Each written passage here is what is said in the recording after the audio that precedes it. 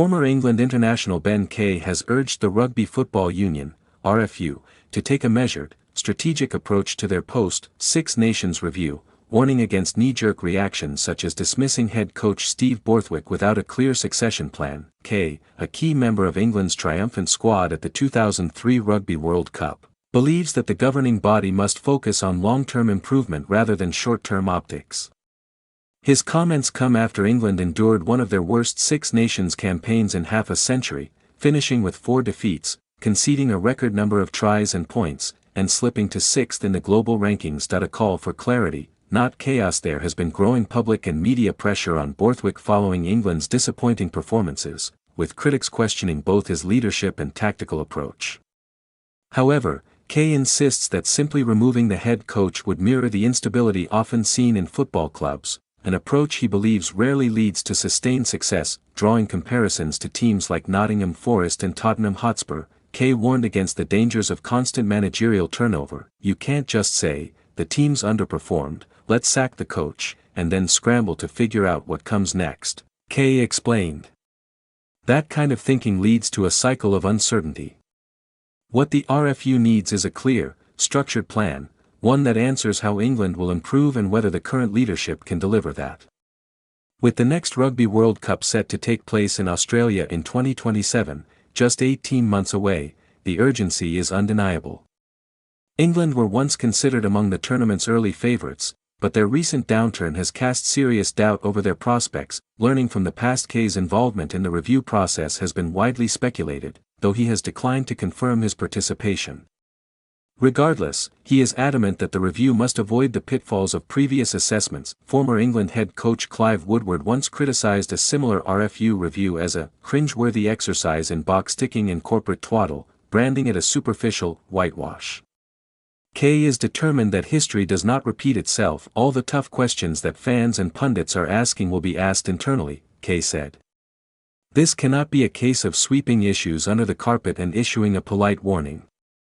The panel must genuinely evaluate whether the coaching team has the capacity to ensure these failures are not repeated. A reunion with purpose. The Slater Cup. Away from the pressures of international rugby, Kay will reconnect with former teammates this weekend in an event that blends nostalgia with meaningful purpose. Alongside his 2003 World Cup winning captain Martin Johnson, Kay will take part in the Slater Cup, a 45-mile charity bike ride from Leicester to Birmingham. The event will culminate at Villa Park, where Leicester Tigers face Gloucester Rugby in a premiership clash. The ride aims to raise funds and awareness for motor neuron disease, supporting causes linked to former players Lewis Moody and Ed Slater. Kay humorously noted that Johnson's competitive edge remains as sharp as ever, perhaps even more so on a bike. Jono is more competitive as a cyclist than he ever was on the rugby field, Kay joked. He's completely immersed in it, constantly tweaking his bike, analyzing gear ratios. And yes, seeing him in lycra is something I never thought I'd witness. Despite the light-hearted tone, Kay emphasized the emotional significance of the event. The reasons behind it are deeply personal and emotional. If we can raise funds and awareness while reconnecting with old teammates, then it's a win on every level. Tactical confusion and missed execution. Returning to England's struggles, Kay addressed one of the most persistent criticisms of Borthwick's team, their apparent lack of attacking ambition.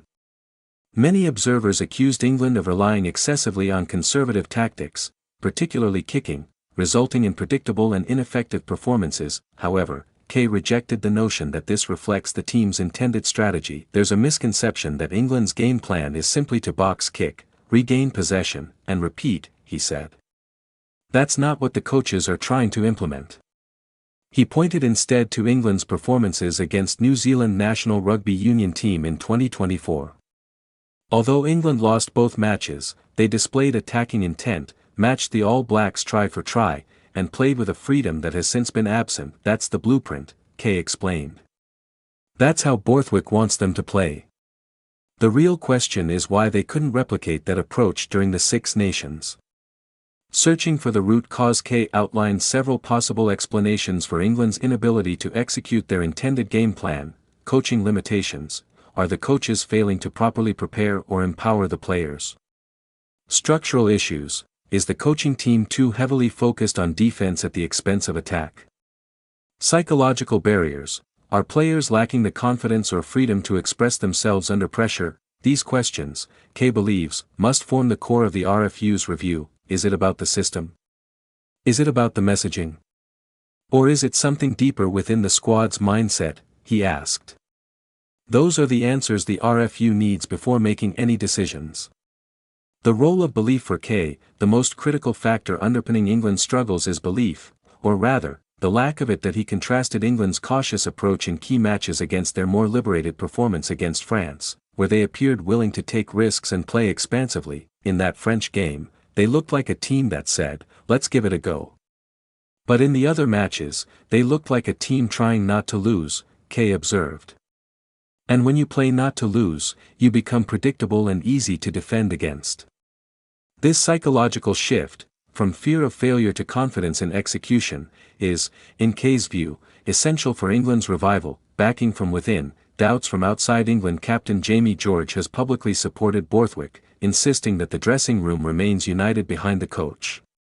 However, external critics have raised concerns about the composition of the coaching staff, suggesting an imbalance that prioritizes defensive structure over attacking creativity. Kay acknowledged these concerns but emphasized that any evaluation must be evidence-based rather than speculative. It's not about what people think the problem is, it's about identifying what the problem actually is, he said. And then determining whether the current setup can fix it.